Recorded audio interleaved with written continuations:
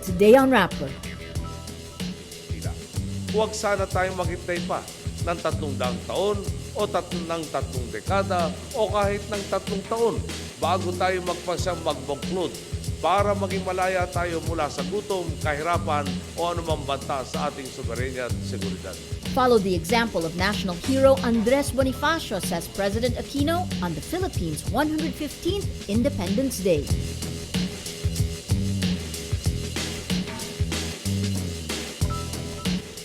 The International Labor Organization says 10.5 million children work as domestic servants worldwide.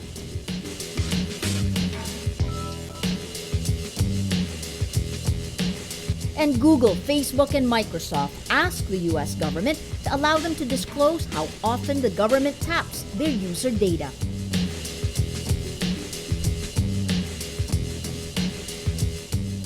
Hello, I'm Maria Ressa. Welcome to Rappler, your social news network.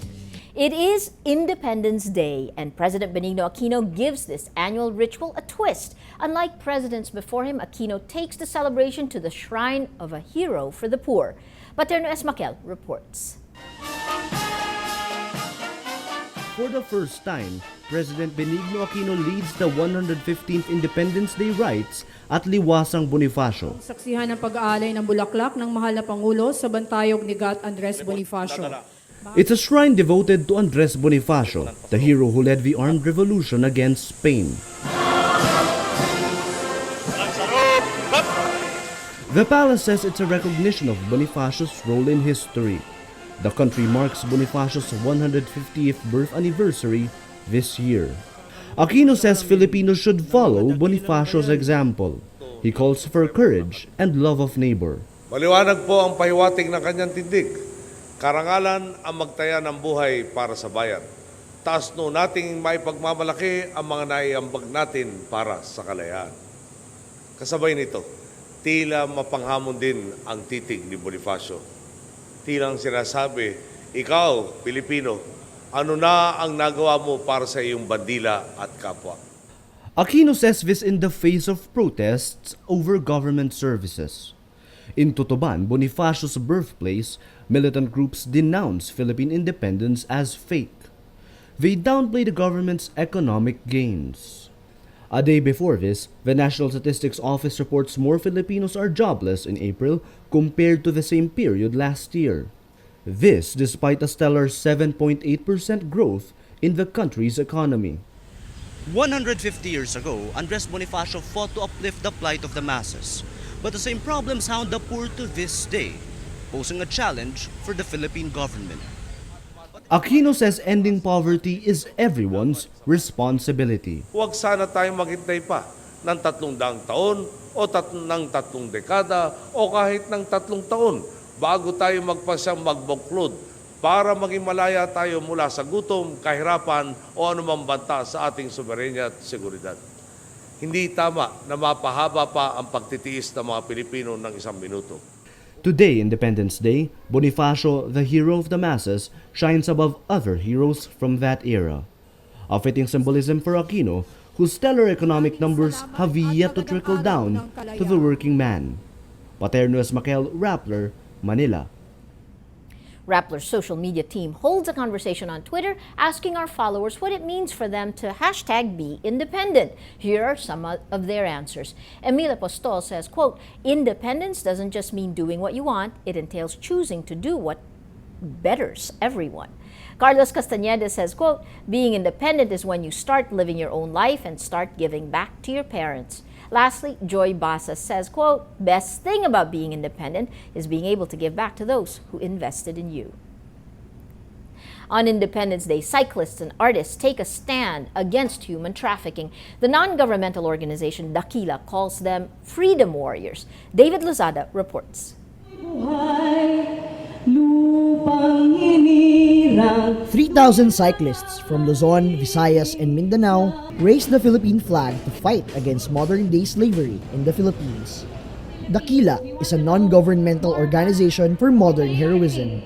Its campaign against human trafficking, Stop, Look, Listen, culminate in a freedom ride and a freedom concert.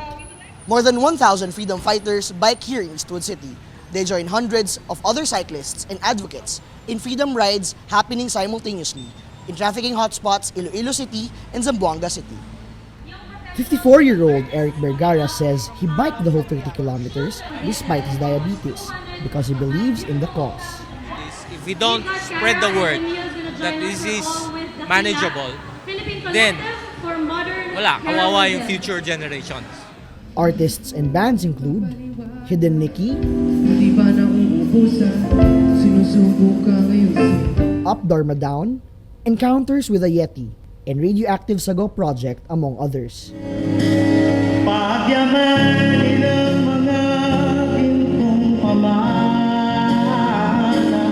Dakila Vice President and activist artist Noel Cabangon encourages the participants to become freedom warriors.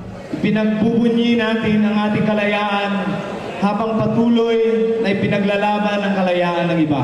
Nawa, ang bawat padyak natin ay pagpadyak para mailihis ang daan ng bawat Pilipino mula sa kapahamakan patungo sa kaligtasan. The U.S. State Department Trafficking in Persons report in 2012 says people are trafficked from rural areas to urban centers, Manila, Cebu, Angeles, and cities in Mindanao. Zamboanga prosecutor Darlene Pajarito, who heads an anti-human trafficking interagency body, says it's a social evil that is happening in our midst. She notes the amendment of Anti-Trafficking Act of 2003 is a significant step. What we need now is to prepare our law enforcers, our prosecutors, our judges, and all other partners to be able to implement this law and maximize its purpose. Dakila and the interagency body promote the anti-trafficking hotline 1343. On Independence Day, the fight against human trafficking becomes all the more imperative, reminding us that modern-day slavery is very real. David Lozada, Rappler, Pasig City. The International Labor Organization says 10.5 million children work as domestic servants worldwide. In a report released Wednesday to mark World Day Against Child Labor, the UN Labor Agency says almost 3/4 of the children are girls. It adds 6.5 million child servants are between 5 and 14 years old. The ILO says the problem is global, but sub-Saharan Africa remains a leading concern, particularly countries like Burkina Faso, Ghana, Ivory Coast, and Mali. Following news about U.S. intelligence agencies mining data from web companies, Google, Facebook, and Microsoft urged the U.S. government to allow them to disclose how often the government taps into their user data. The Foreign Intelligence Surveillance Act of 1978 allows authorities to perform searches of people, quote, engaged in espionage or international terrorism against the United States on behalf of a foreign power. In a blog post Tuesday, Google says it worked hard to earn user trust and wants to maintain this trust in light of recent events. Microsoft also releases a statement saying, quote, permitting greater transparency on the aggregate volume and scope of national security requests would help the community understand and debate these important issues. Facebook says it welcomes a chance to provide a report, allowing it to be more open about how it responds to government requests for data. South Korea says North Korea refuses to answer calls from Seoul after high-level talks scheduled Wednesday were canceled. In a statement, the South's Unification Ministry says, "We made an opening call at 9 a.m., but the North did not answer." The Wednesday dialogue would have been the first high-level talks in 6 years. South Korea says the North objected Seoul's nomination of a vice minister as its chief delegate. Pyongyang has not yet issued a statement on the cancellation of the talks. Some analysts say the cancellation reflects the North's insecurity. Lee Jung-hong, director of the Center for American Studies at Seoul's Yonsei University, says the North's proposal was a, quote, masquerade from the start. Lee says the basic idea was to break the momentum created by the summits going on around them and try and make people believe the North might be changing its ways. Well, let's now look at Rappler's Wrap for today, a list of the 10 most important events around the world you shouldn't miss. At number 4, Nelson Mandela shows no sign of improvement as he battles a lung infection in a Pretoria clinic where he was admitted 4 days ago. South African President Jacob Zuma says the 94-year-old anti-apartheid icon remains in, quote, serious but stable condition while under intensive care. Tuesday marks 49 years to the day since Mandela was sentenced to life imprisonment in 1964 for conspiring to overthrow the apartheid government. Mandela's latest health scares met with a growing acceptance among South Africans that the country's first black leader may be nearing the end of his life. At number 5, the U.S. Senate votes 84-15 Tuesday to kick off debates on a landmark immigration bill that would provide a 13-year path to citizenship for more than 11 million illegal immigrants. Bill author Republican Jeff Flake says the votes mark, quote, a good start, but we have a long way to go. He cites potential roadblocks over border security issues and an uphill climb to pass similar legislation in the House of Representatives.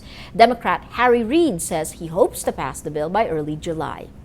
And at number 6, Pope Francis admits a, quote, gay lobby exists inside the Vatican's secretive administration, the Roman Curia.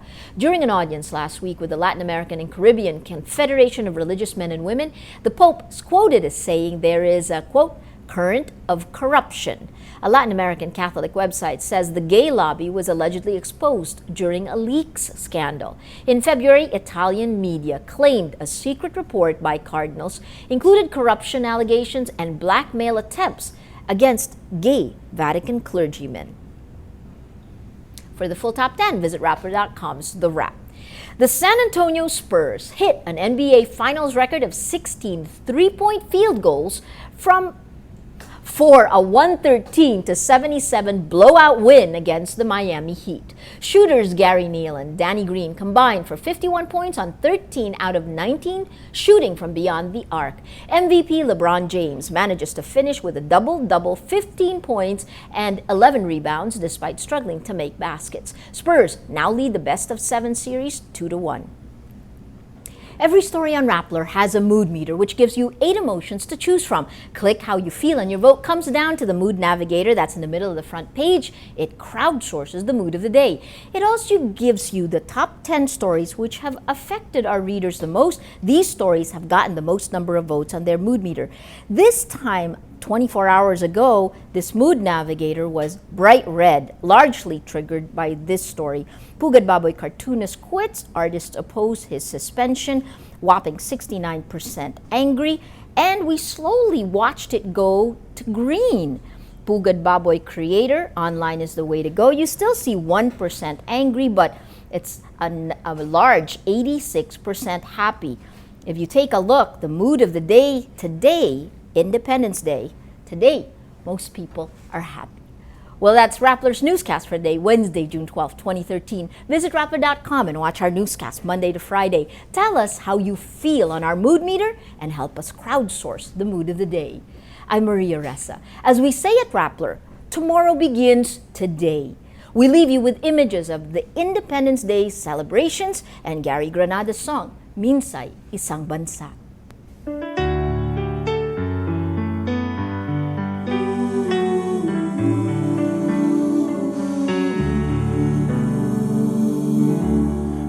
Sa isang bansa ang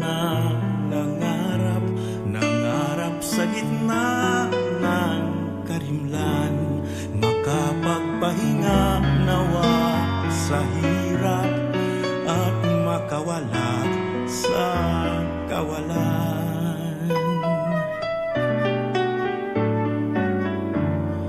Bayang nababalot ng hiwaga,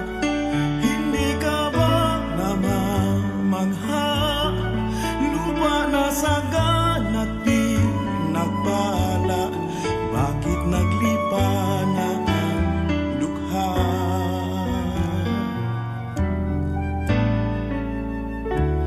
Minsay isang bansang nakipaglaban, nag-alay ng kanyang panganak, hangad ang magandang kinabukasan, tinatama sana ang lahat.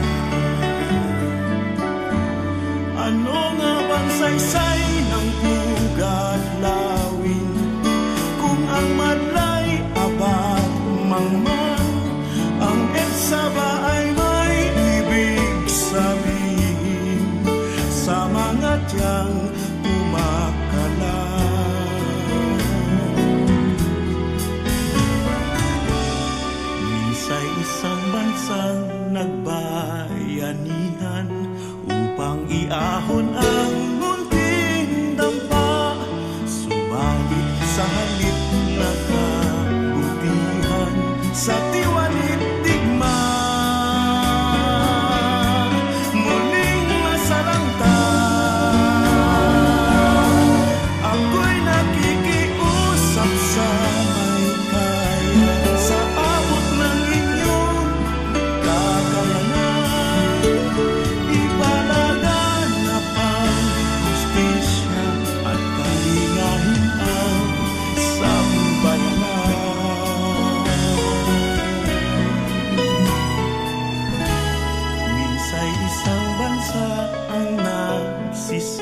sikap na samantalahin ang panahon. Minsa'y isang bansa ang nangangarap